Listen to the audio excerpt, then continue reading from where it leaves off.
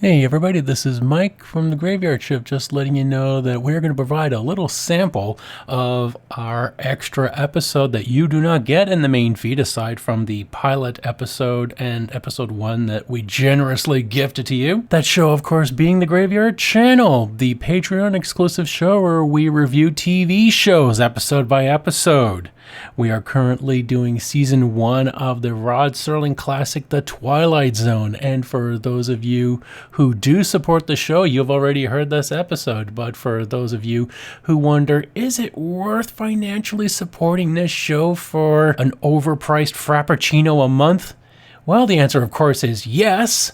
But the proof of that answer comes in this sample, where we talk briefly about the 16mm Shrine, one of the early episodes of season 1 of The Twilight Zone, and how Ida Lupino and her associate get along in a very weird relationship.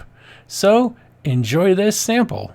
I must admit, I love the repartee between Barbara Lupino, so Miss Trenton, and her, I can't even tell, is it Danny? Danny is her former her agent, simp. her simp, yeah.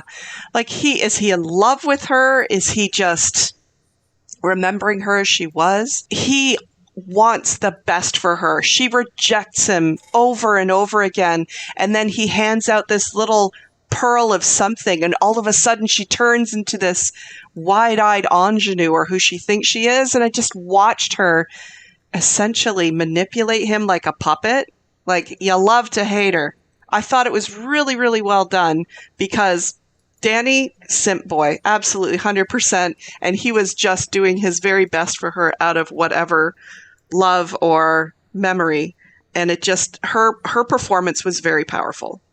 He was playing the long simp game, where he just thought, if I just wait until like her career staggers and she's got no more prospects, then she'll finally settle for me. Yeah, that's exactly how it came through to me. I'll finally be in her league when she falls from grace enough. Yes, yes. Eventually she'll lower her standards. Yeah. And that's just a sample of the complete episode, which goes on for an hour. So yes, you get exclusive comedic content where we review ancient episodes of classic series like The Twilight Zone. And if you want to change the content that we review, simply be a generous donor at the appropriate tier, which you can find on Patreon. And then you get to hold the remote and decide what we review, as well as deciding on themes in this feed as well. So check it out and enjoy the power that comes with being a backer of the Graveyard Shift. Enjoy the show.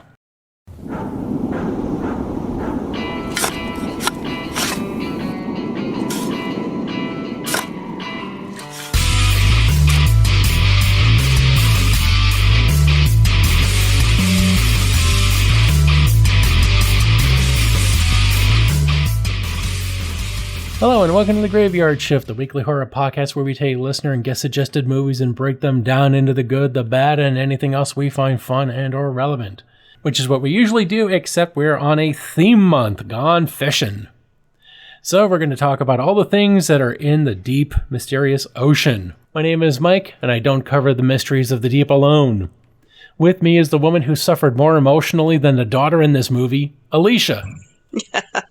Having to watch this movie was a penance unto itself. Hello. And with us is the man who probably has some new mustache ideas after watching the men in this movie, John. Yeah, it was definitely a feast for the mustache aficionados' eyes.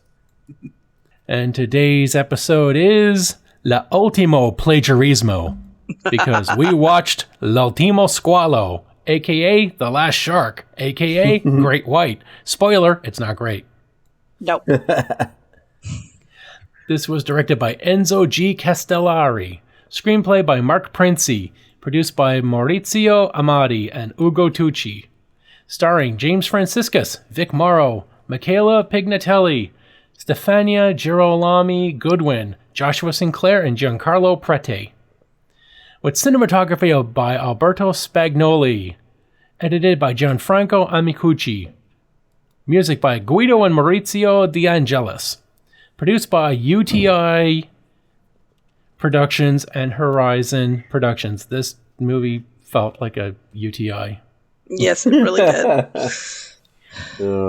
This was distributed by Variety Distribution, released 1981 in Italy and March 5th, 1982 in the US.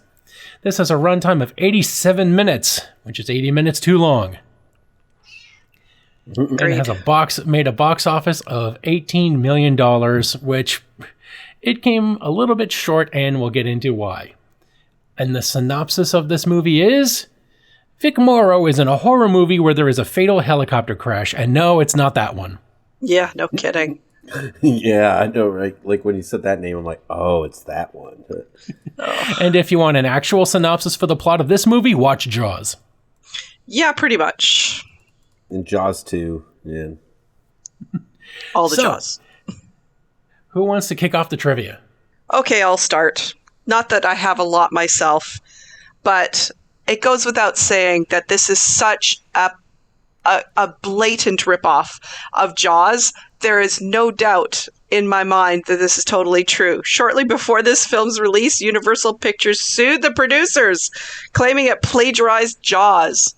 And the Australian distributors also got sued for breach of copyright regarding Peter Benchley's book, Jaws.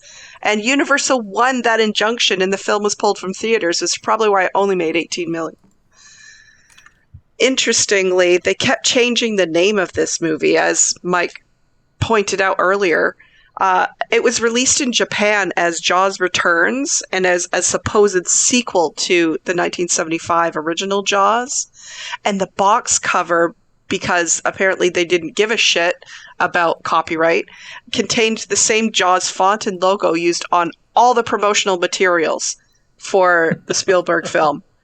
Like, damn. And again, it was released in Spain as if it was the third part of the original Jaws. So, like, why you do these things? Like, did they honestly thought they'd never get caught? It's like, can you imagine their, like, oh my god, shocked faces, like the Kevin McAllister, shocked face. How did they ever figure it out? It's like Surprise Pikachu. Exactly the same thing. And this is just violence against the viewing public. Oh, it absolutely was. Because this keeps going. Like, they honestly thought they were shit on wheels. Like, they thought they had it all planned out. Because the director was going to make a sequel. Because you were talking about Ultimo Squalo, which is what, it's called in Italian. He was going to title it Ultimo Squalo 2. And it never made it for only one reason, because the mechanical shark that was the bane of my existence every time it showed up, it was damaged after shooting the first one.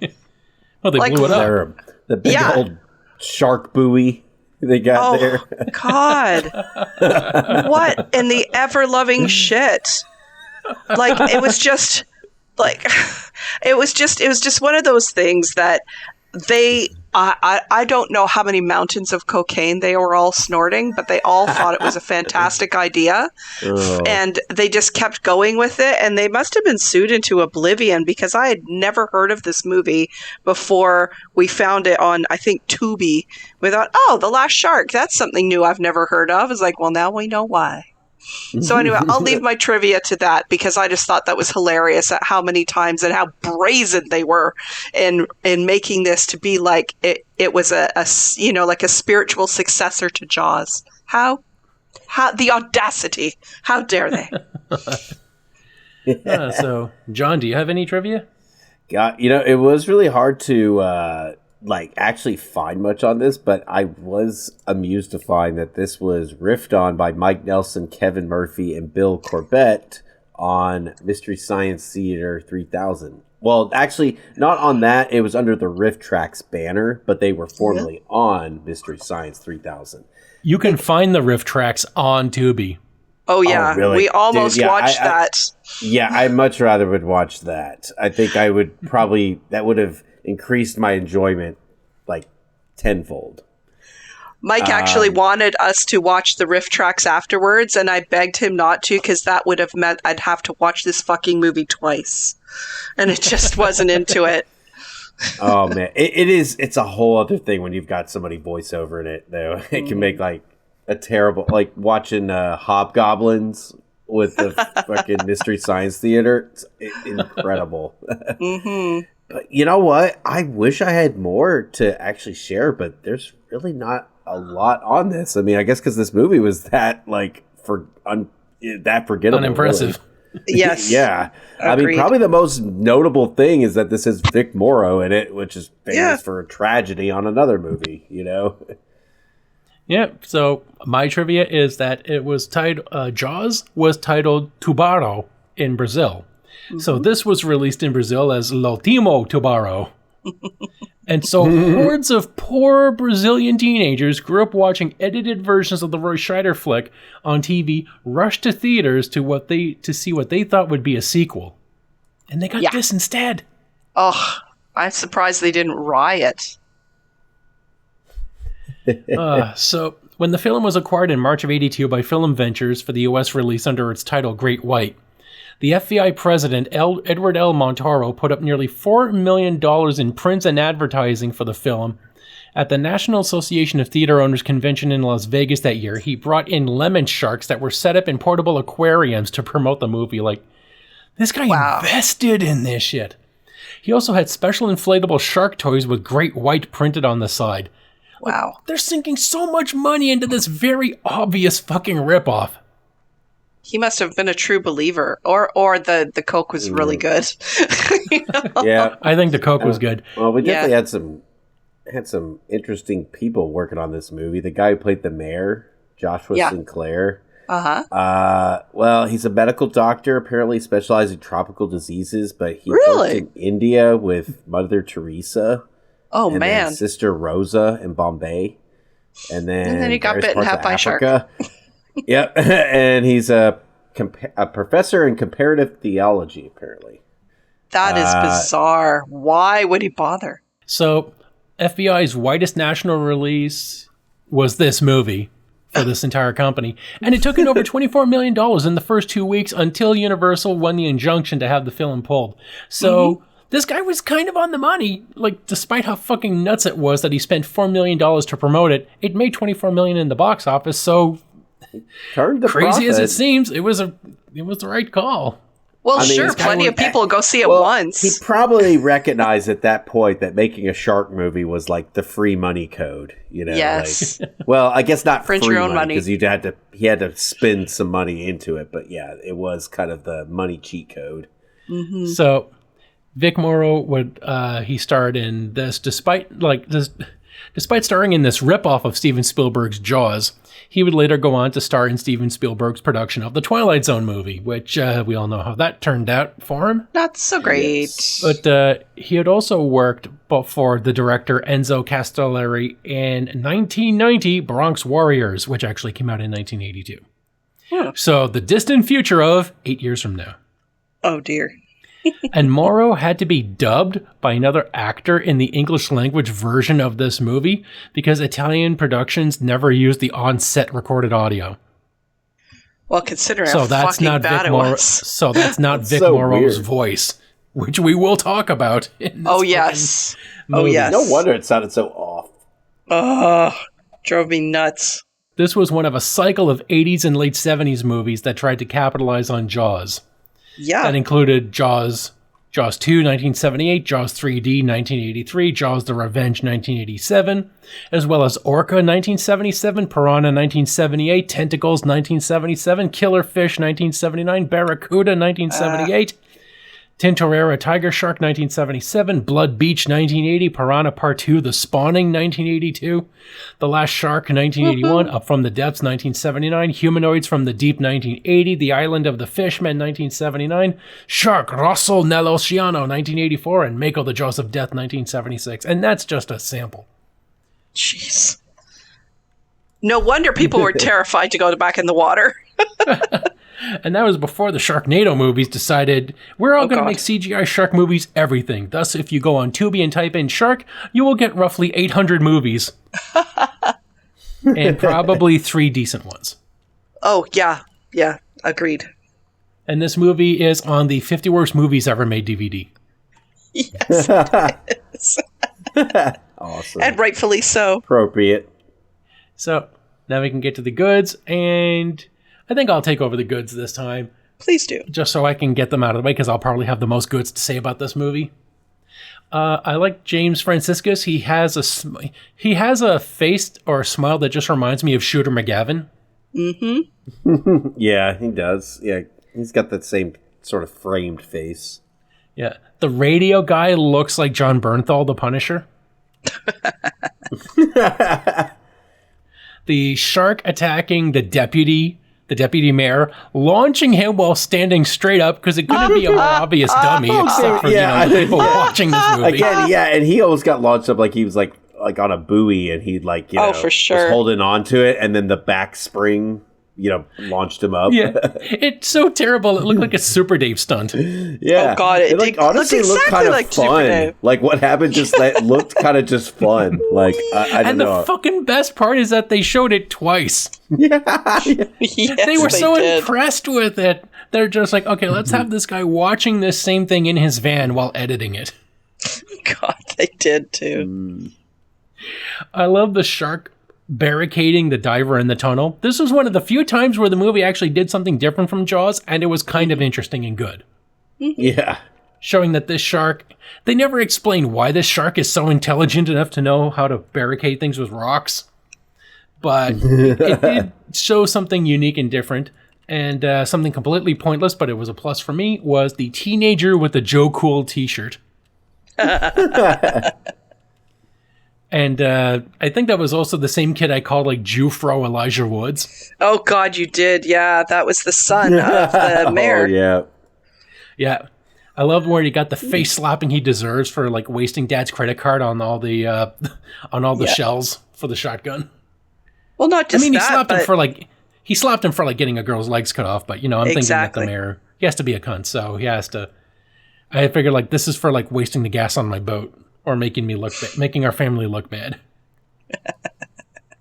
And my final good is that the mayor in this movie had the decency to kill himself. Accidentally, but still. Oh god, yeah. And that's my goods. John, what are your goods? Oh, this is just one more of a small good on here. The sensual hand holding. See the two teenagers is like a shot where they're just like over there on the beach. Yeah, yeah. We don't even see who these people are. Where the guy just no, but I just just like the way they're framing it. It's kind of a what the fuck too, because I really am kind of fishing for any sort of goods on here. Here's the thing. I like some music selections they made, but it's so badly used. Like I would like this piece of music on its own, just completely out of context. There was some cool little tune where the mayor was riding around in his car. It totally didn't fit the movie or the scene, but it was a cool piece of music for what it was. And it was nothing I'd heard of before, so I'm wondering if they had original music. Because, like, maybe for copyright purposes that they cared about was not getting tagged for copyright, but they were just all really weird but forgettable songs. I mean, had they AI back then, I would have said that those were just songs that were made by AI. Yeah, like, I don't know, just maybe like something where, it could be utilized somewhere that'd be much more fitting for that scene. But at least some moments where I was like, that's mildly interesting. Because, if anything, it was hard to hear what people were saying most of the time in the movie. Yeah, and also, I have to have a little chuckle, too, because, you're talking about, I guess, some of the characters in there, like the one that looked like Shooter McGavin. I also thought he looked like a budget Robert Redford, Charlton Heston mashup. And then there was another guy, I forget who his name was. He had, like, blonde hair and a mustache, and I don't know. He was in a couple scenes, I think, where when you first get introduced to Vic Morrow's character, and he reminded me of like Philip Seymour Hoffman when he played. Oh, really? Like it reminded me of Philip Seymour Hoffman when he played the like an L. Ron Hubbard lookalike character in The Master. like I haven't just seen his that one. outfit, his suit. Yeah, or he also kind of reminded me of the villain, and I think it was in Skyfall. Out of the, or Oh, okay. like in one of the James Bond movies as well. I don't know. I thought that was mildly amusing, but I don't know. People had some cool style in it. It was early '80s, but it still had some of that '70s vibe going on with it. I like some of the tacky suits that the mayor had. Just very retro. And even though it kind of pissed me off, I did laugh when I saw Vic Morrow literally even had like the Quinn cap on. I mean, He totally did. it is a bad, but I just thought it was so funny that it's like, damn, they are going to this extent. Like, I mean, we already have some blatant copy where like, oh, we're gonna have him even wear the same hat. But that is it for my goods. All right, and Alicia? Well, you took my good about Vic Morrow being Quint. It just like he delivered memorable dialogue, if I'll give him anything, mainly because I had to really squint my ears, which is a weird thing to say, but you know how you're Squint trying for to listen to Quint. something and you got to squint just because like you're Yeah. concentrating. And I've got plenty to say about that in the bads, but at least it was memorable. When it comes to the practical effects, okay, I have a lot of bads about it, but I'm going to give it one good. I mean, obviously it was a low budget. They did some, for the low budget, impressive practical effects for the time. Like, the shark model fucking sucked, but at least it wasn't as bad as some of the other ones that we've seen. And, Yeah. you know, At least it's they pretty constructed sad. something and didn't Yeah. go completely off stock footage, like Exactly. It could have been so much worse. And it's definitely not a high art film, but part of it can be fun. I felt it was way too long for what it was, but there were parts of it that were mildly interesting. But I'll give it one thing, one good kudo.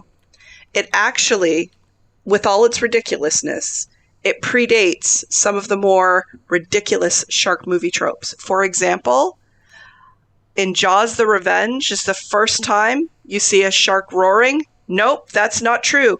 This movie is the first time you see a shark going roar. So, in a way, it's a pioneer. So, like, Jaws the Revenge took something from The Last Shark, which is saying something because this thing is really not that memorable in many ways. So, it actually was a pioneer in a few things. There are a couple of other things that were really minor Pioneering goods. craptitude.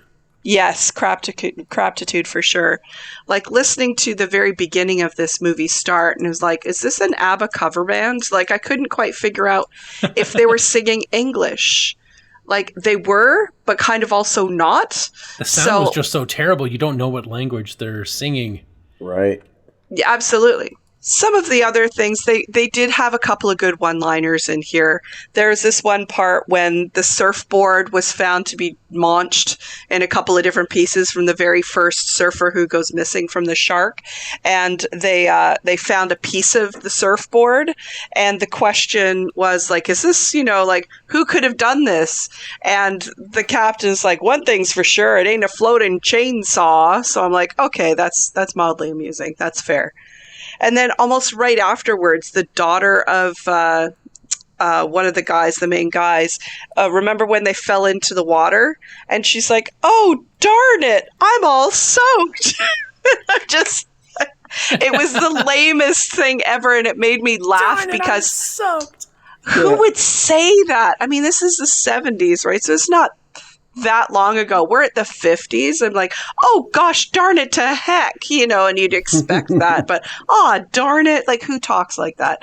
But it was mildly amusing, and it made me chortle, so it gets a thumbs up, or kind of up anyway. But the rest of this movie is pretty much going to have to be in my bads. I can't find anything else that is redeemable. So that's all I got. Yeah, there isn't that much. So now let's get to the bad. John, what are your bads? Ooh, well, there's quite a lot to pick through, and there might be some that I'll just save for you guys to jump into. But I'll go into some more overarching things here first. I guess one is just the atrocious editing that's in this movie. It comes up in different ways. Like, one is that there's a lot of, there's a lot of scenes where somebody is like seemingly cutting off mid-sentence, and then it's quickly shifting to another scene that's in a completely different setting. Like, all of a sudden very it's like jumpy. two people talking in a room that gets cut off, and it's quickly back to some people on a boat. And it could be those same characters too. So it's just a weird time jump. Like, it almost if like they had a longer scene and then they cut it way too suddenly. And this is another way this kind of comes up too, is there's about like at least like 3-4 different times in the movie there's this like unnecessary slow motion. Yes. Yes, it's like at these action scenes, whenever they want to, it's almost like they don't have a lot of footage to go off of, and they want to stretch this out really long, so they're going to make it shorter. And it almost like when they put it in slow motion, it doesn't fit the tempo of the music they're playing over it. So the whole scene feels disjointed. And there's even points too where they actually shouldn't be using music at all, in my opinion. Like, points where they could actually be building some tension if they just kind of, cut the music there. Yeah. Just, I guess, really a lot of baffling choices as far as the editing goes. I mean, all these little techniques that build tension in a scene, it was just done very amateurly. Yes. And there's also, I guess, tied in with this, there's just really poor audio mastering, at least just in this copy from YouTube, because I couldn't hear it at all really on my Roku TV up in my bedroom. I had to watch it on my living room TV so I could actually put it in closed captions, because for one, it was hard to make out what people were just saying, and it was so soft that it was like putting me to sleep. Yeah. And that's and that's just a general, that's a thing that can take you out of the movie before you've even started. Yes. And so, and to kind of go into some more smaller things I noticed in here. Well, actually here, I may also put to maybe on the other thing with editing. This is kind of more of a critique of cinematography, is most of the time whenever they go and have two characters talking, they're always in those like really basic, uninteresting reverse shots. And like I do notice too, where they'll like the camera never moves around much outside of those reverse shots when there are two characters talking. Like the camera will just sit there, and the characters will move around in the environment and talk, but it never really changes at any sort of punctuating points in the conversation, just to help draw your attention to it. It's kind of just people are almost like just table reading their lines, and it just kind of goes to it. I guess this is subtle, but it's a little hard to explain, but it's just like you just show two people talking and then reverse shot. But there's a lot of sometimes storytelling you can do through just the way you frame something, like maybe frame a character at an odd angle with other props in the environment that can sometimes communicate other things. None of that kind of camera work going on. So this sticks out to me because it makes contribute to the movie just feeling very boring. And of course, need I not say this is just a knockoff of Jaws, and Jaws 2 really has that feel of like, if you took particularly those two movies and you shuffled them around, used a Mad Libs on them, and then took all the nouns and verbs and used the thesaurus on them, then you would get this, And that's, because it's like Jaws, but they do a little variation of it. Okay, instead of there being a fair at the beach, it's like a, what do they call it? The regatta. Yeah. Windsurfing at the marina regatta kind of thing. Yes. And then, Isn't of course, regatta specifically with boats? They used it for windsurfing regatta. Yeah, but I thought regatta was like a boat race. It could be anything to do with a water sport. Yeah, I thought it was just some sort of boating type of event, like where they're gathering, but... I mean, it almost would have been more interesting if it was like the FetLife version of water sports. Right. It can be a series of boat races or a meet or a sports meeting. A meeting at which a number of athletic contests are held. Merriam-Webster, thank you. Thank you. The more you know. Dun, dun. Oh, gosh. A lot of, well, we talked about, the really bad, this, well, I guess we've teased at, just the bad animatronic shark on here. I guess it looked like a giant, like, shark buoy a lot of times, the way it would just bounce up. I was thinking, I was like, well, very ironically, I was like, well, this would be acceptable as a Universal Studios, thing, right? But it looks odd in a movie. But in addition to that, they used a lot of stock footage of sharks when it looked some shit they just took off of Nat Geo, It absolutely did. It looked nothing like the great white. Yeah. It looked like just a regular shark. Oh my God, right? Yeah. And I guess another little nitpick too on just like odd editing choices.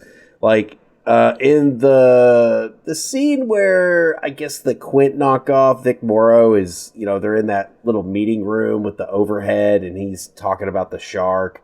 And at some point at the end of that scene, they show a illustration of a shark. They zoom in on it and they make these weird spacey sci-fi noises with a close-up of a shark. And I was just like, it just doesn't fit the theme. It was just weird. They just went into their stock of sound effects. 70s bullshit. Yeah. Oh yeah, that shit is just jarring. Mm-hmm. Yes. And there's other points in the movie. I didn't note all of them, but that it's kind of a broad example of just weird just because they don't have anything else. They're just like, oh, well, we're supposed to show something tense over here. And it's just like... Same bullshit they did in Barracuda. Yeah. Yeah. Yeah, really weird fucking choices. Yep. Yes. And, oh my God. Okay, so like this helicopter retracting steel wire idea that the mayor is doing to catch the shark. Mm-hmm. Like, what in the fuck do you think you're doing? Like, what do you think is going to happen? Like that. I mean, shark fishing. Yeah, I don't think that. So stupid. That thing is clearly too heavy. Like that's going to pull that helicopter down. Like I don't know how they even thought that was going to work. Even if it did work the way they intended. Like I don't know, it makes me think of Monty Python. It's just like, it's not a question of how he grips it. It's a question of weight ratio. Like, I don't know. I feel like that helicopter, I don't know. That shark is, consider how big that thing. I mean, that might weigh a ton. If it were to attract the shark to him so they could shoot it, that'd be one thing. But he did not have it ready. He did not have the gun or anything ready. Yeah. What is the lift capacity of an unladen Gemini helicopter? Yeah. Well, and also too on the fact that they didn't really have any backup. There was just him and the pilot. I don't know, just really dumb plan. But dumb character. He got what was coming to him, I guess. That's what you get when you go shark hunting with the concept of a plan. Yeah, pretty much. Right. Ego. Oh, and oh my God. Okay, so this is like another little note here, and you guys may not even remember this, but there was some point there was a extra, I guess, just like this cop guy who was searching the boat, and I guess he was telling the mayor or something at one point. I don't know, some people were missing, and he's like, "Oh no, he's not here." And I was just saying, this guy searching the boat just acted like he's never acted before in his life. He's like, there's no one here. Yeah. That's a good point in there. And leaving anything for me? All right, I'll leave this as the last one here. Okay, I'm just about done anyways. So the last one I'll leave for a what the fuck. So the first windsurfer who dies, there's a shot where it shows his legs are like twisted around each other, like, Okay. and it's like when the shark's approaching, and it's after he's fallen off of his off his board. And I was just like, why would you do that if you're trying to stay afloat? Like you're like locking your feet together as if like you're gonna start sinking. Like it looked baffling to me. I mean, like you would be kicking your legs back and forth if you're trying to like stay afloat, and then much less start swimming. Yeah, it was just, I don't know, it was bothering me there. And then not to mention too, the bite on the surfboard too doesn't really look like a shark bite mark, or unless it's like a meth head shark or something. I don't know, just like that. Just it just looked like somebody snapped the board. So looks like somebody took an X-Acto knife to the board very creatively. Yeah, they didn't put a lot of effort into trying to make that look real. So nope. Anyways, yeah. So I'll leave what I can of that. Hopefully, I didn't pick too much out. Thank you. All right, Alicia, what are your bads? Well, I mean, it's a shitty enough movie that there's plenty to go around. Although you did hit, both of you, the central themes of shittitude that this was. The special effects were shitty, and I mean, the shark looked like a bath toy.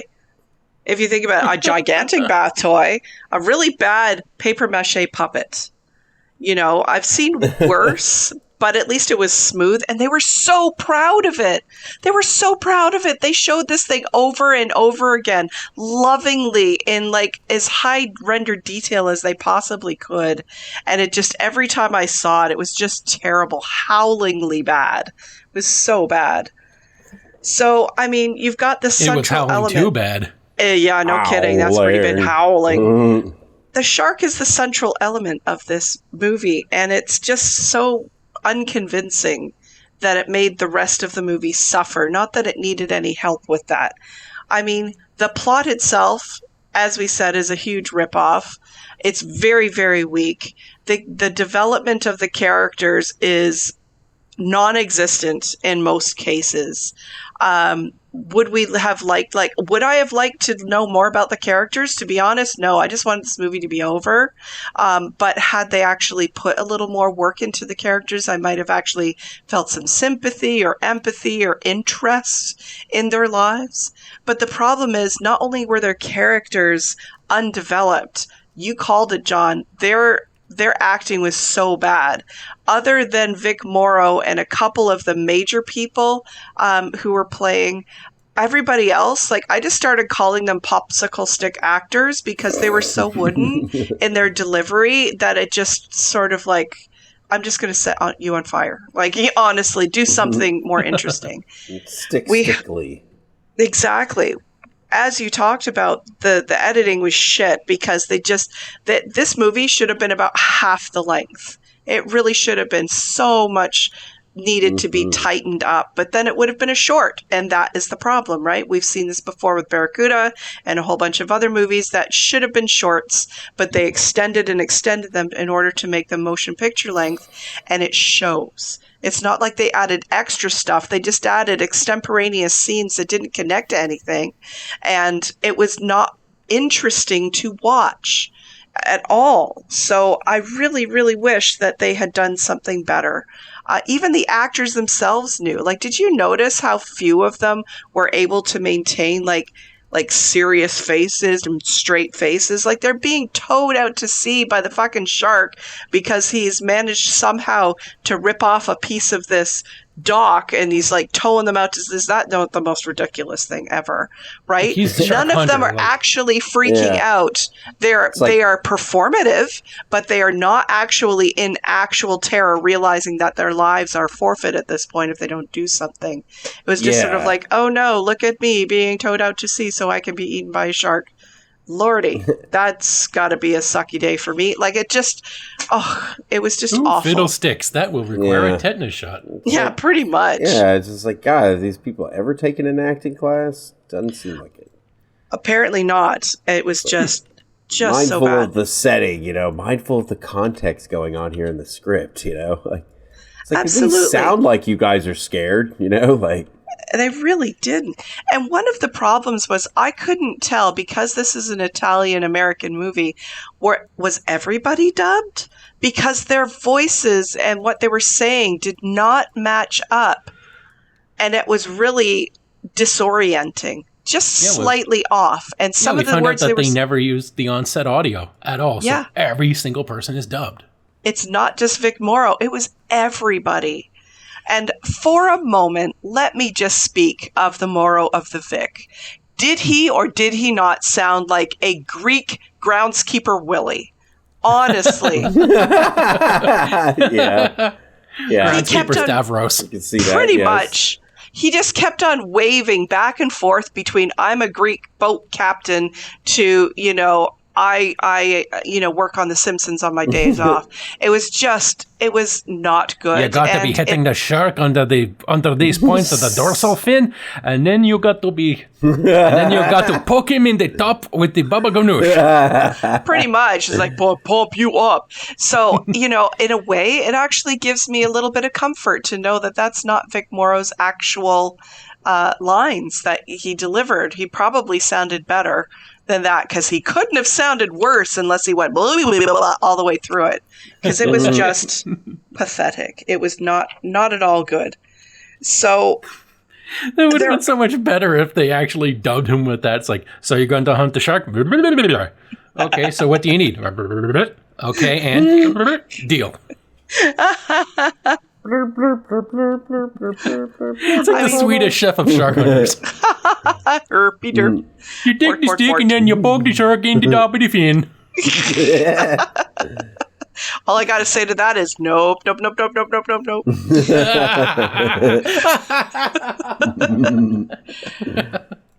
So the best thing I can say about this movie, besides the fact that it finally mercifully ended, was the last scene was funny, because that journalist definitely needed a pop in the snoot. He definitely needed to be punched out, because he was supposed to be calling for the Coast Guard, the 911, call somebody because shit's going down. And he's like, yeah, sure, babe, I'll get right to that. And just kept filming. Yeah, asshole. So... he should be charged with murder, in some sense. Depraved indifference. Let's see if we can play that clip of the mayor's deputy going up in the air and see if we can dub a kazoo in there. Wah, wah. Yeah, so like sad trombone noises. So there are so many more bads, but then we're just getting into the nitpicky sort of like, I hate everything about this movie. So I'm going to leave it there. And I will breeze through my numerous bads. The first is the very beginning of this movie has the Tai Chi windsurfer. Oh, which pissed me off. That amazing song in the beginning. Which I cannot ABBA. understand a single word, because the mastering is Il Garbaggio. Yes, no kidding. Man. The terrible sound effects when they're zooming in on the shark photos during the town hall meeting. The unnecessary slow motion makes its return to the show. People running to the shore in slow motion is absolutely wasted fluff, because I'm expecting the shark to like leap out of the water, land on the beach, and like chomp people and like doing some Baywatch shit. roll them back in. No, we're just getting Baywatch shots for fucking nothing. And more unnecessary beach shots is the Bob Dylan Dixie Booth guy who's part of the mayor's promotional campaign. Yeah, pretty much. Yeah. Fuck that guy. And also more fucking of everything at this regatta. The Confederate flag at the regatta, it deserves to be in shit like this. No shit, man. Just down in Florida. I took that screenshot there and I was like, I saw it flash for a second on the screen. I was like rewinding it. You too. And I hated it because that was the other reason why it took me a little longer, because there was a couple points I had to rewind. I caught that. I was like, you sneaky little shits. Also, the van that the teenagers use to go to the docks looks like it belongs to the C team. Yeah, it did. Never mind the A team. That was the B minus team. Never mind the van. It was a station wagon. It was the ugliest fucking thing I've seen. It kind of looked like a hearse. Also, Vic Morrow's bandolier of C4 bricks to me just looks like emergency fudge. Do not eat forbidden fudge. White chocolate. Morrow soul fudge, do not eat. Morrow salty fudge. Also, the teenagers going hunting with the shotgun. Why are you wasting the shell on the long distance shots? You have bait to bring it to you. This is part of your plan. Do your fucking plan right. Also, why do we need to see the hospital scene? Because the daughter, she should be paler considering all the blood loss she got from her leg going missing. Yeah, there should have been blood everywhere. Although now we know why the actress who played Jenny went into assistant directing after this movie because she absolutely sucks as an actress. Yep.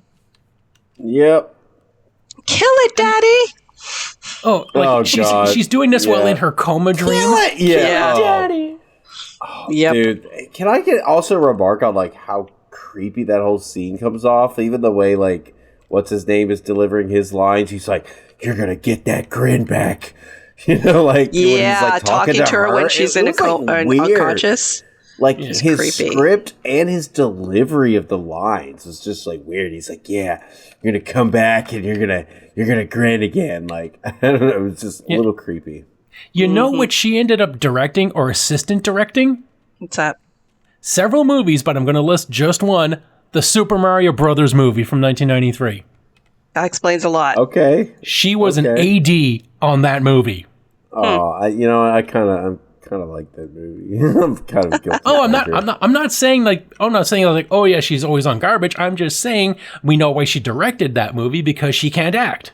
Yes. Yeah, makes sense. So, the mayor's plan is what exactly? Because I have no idea what the fuck his idea was besides get pulled down into the ocean once the shark takes the bait. I'm just like, what did he expect was going to happen? Like, if he was going to have a gun, any gun at all, widespread gun, narrow sniper rifle, like as soon as you've got that shark biting, you just aim down, pull the trigger, you will hit the fucking thing. He didn't bring a gun at all. Like a shotgun, aim down, bang, you'd hit that fucking shark in the snoot. Like, did they really think we're just going to pull the shark up in the air, despite the helicopter probably not having the strength to do that? And even if it did, you're relying on that shark being dumber than you, and not thinking maybe I should just let go. Yeah, I don't know. That was a pretty smart shark for. Do you think you had like an exploding hook in there that would just like expand into like five harpoons that would just like jam him in the inside of the mouth so that he can't escape, and then you plan to like tug it up? No, you just thought he's just going to clamp on, and as long as he doesn't let go, I'm going to pull him up and like fly him to where? Antarctica? Like, this was not well planned. Yeah, and I ended up calling the hunter character Greek Morrow. Yeah. I love how he's supposed to be the big hunting master, and Shooter McGavin has to save his ass several times. Yeah, and then doesn't. Then he dies. Yeah, then he dies. And it gets exciting with 10 minutes left. That's never good. It's never a good sign, because you're like, oh, there's not a lot for denouement here. Yeah, and my final bad. They point out the weaknesses of the shark, and then they blow it up because it doesn't matter. Yeah, pretty much.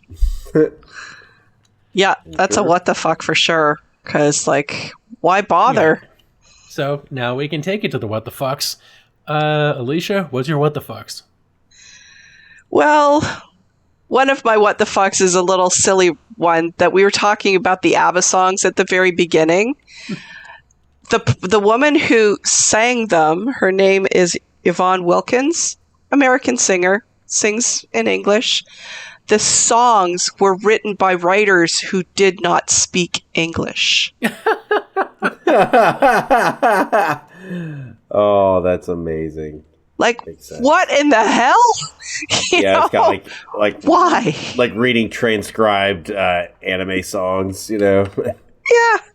It's like I just don't get it.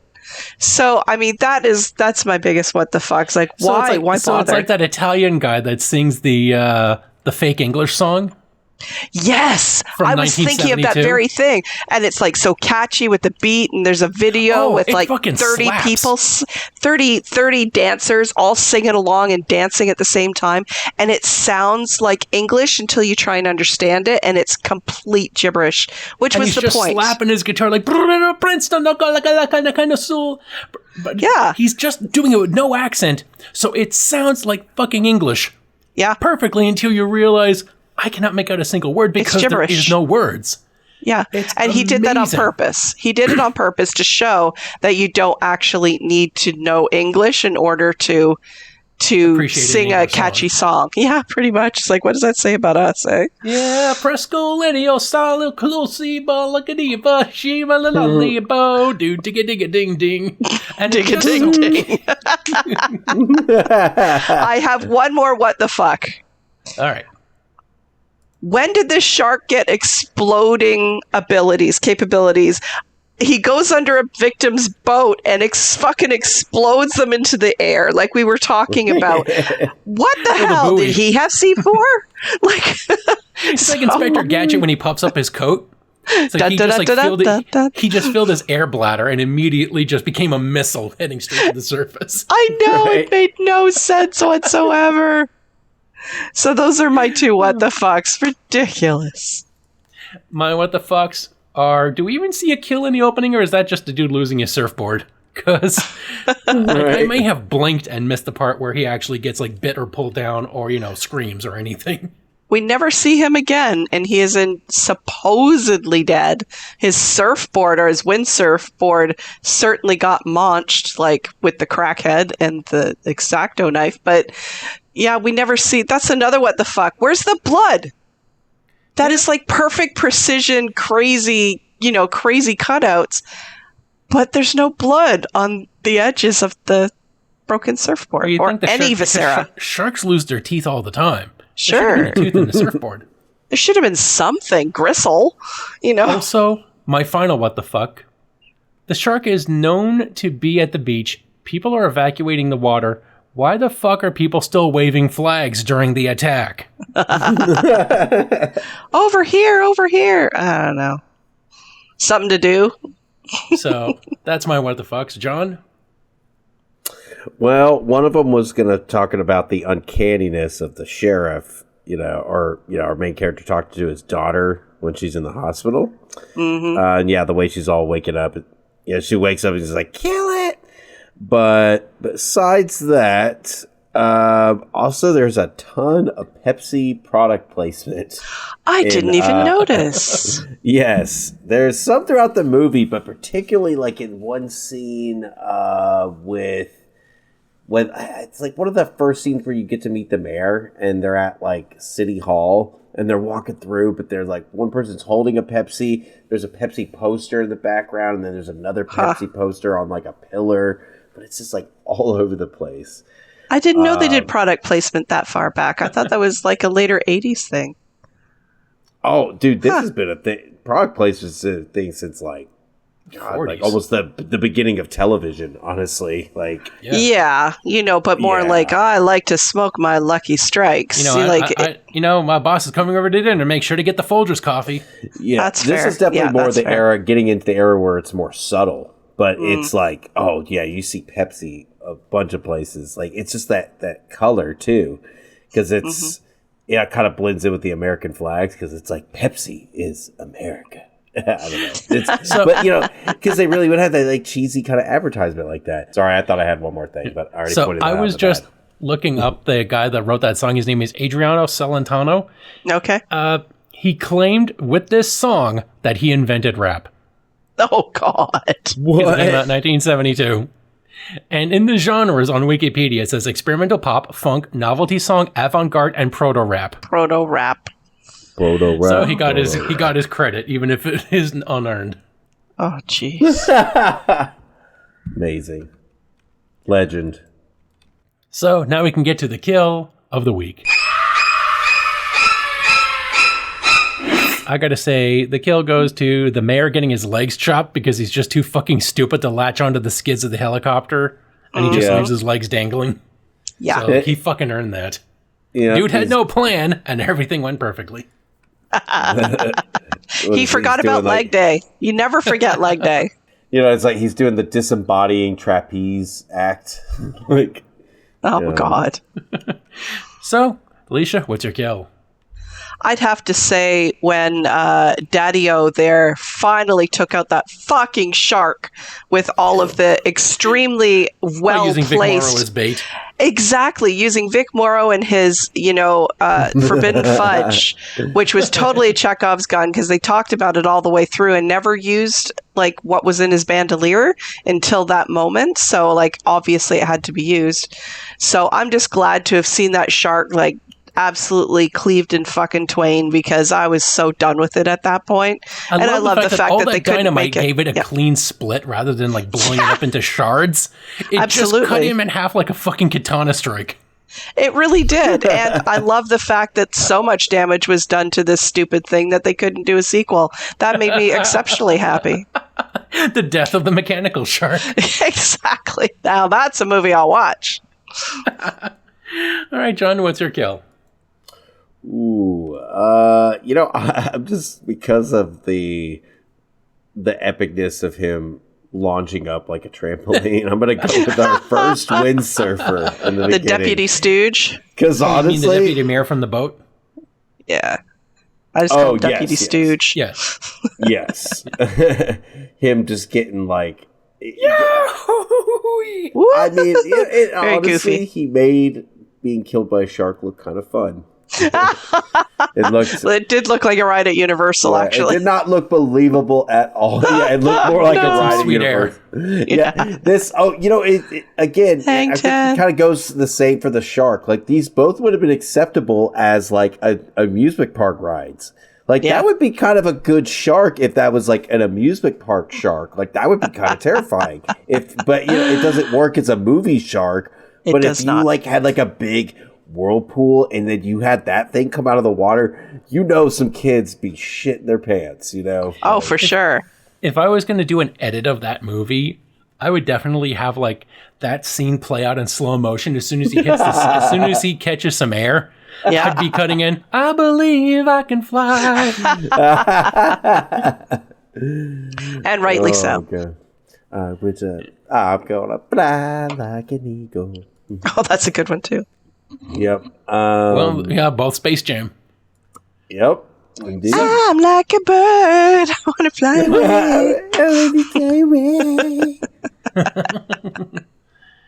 away. So now we can get to the rating. And I'm going to give this 2 sky-high deputy mayor launches out of 5. It was just so fucking hilarious. They showed it twice, and really, each one of those would be the only star in this movie. So pretty much. And too bad this movie isn't getting a second viewing from anyone here. Nope. It's a definite delete. John, what's your rating? I mean, this will unfortunately have to be a 1.5, knockoff Quint hats out of 5. It's just a very forgettable, complete ripoff of Jaws. It is a good example of amateurish filmmaking technique, and just it fits into its era very much when everybody just figured money, shark movies was the infinite money cheat. Mm-hmm. Yeah. It is what it is. What you see is what you get, and you get shit. So, Alicia, what's your rating? I really didn't like this movie. We have seen worse, but not much worse. I'm going to also give it a 1.5 forbidden fudge bandoliers out of 5 because the only good thing about this movie was Vic Morrow, and he was kind of trash too because it wasn't his fault. I mean, they dubbed over him in his incomprehensibility. But everything about this movie just screamed, I can do better with some craft paper and apparently a mountain of cocaine. So you know, it is an utterly forgettable entry into the shark horror films, and I'm sure there are other ones that are just as bad as we mentioned earlier, and will probably be, you know, because we're apparently massive masochists, we'll probably be doing these at a later date. So, can't wait. Yay. So that's it for this episode, but we will continue fishing and see what lurks within the briny deep. But until next time, I'm Mike. And I'm John. And I'm Alicia. And thank you for joining us on The Graveyard Shift. The Graveyard Shift is a Strange Biscuits production. Visit our landing page at graveyardshiftpod.captivate.fm and be sure to share us with anyone you know that likes horror movie discussions with a comedic twist.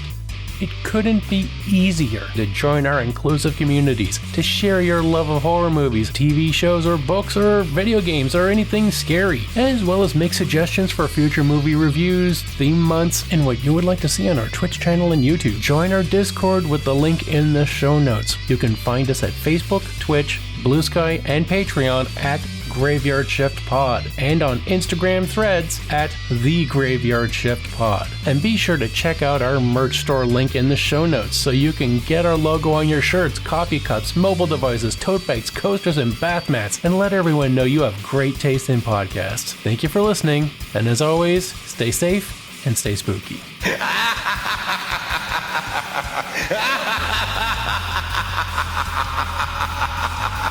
Ha ha ha ha!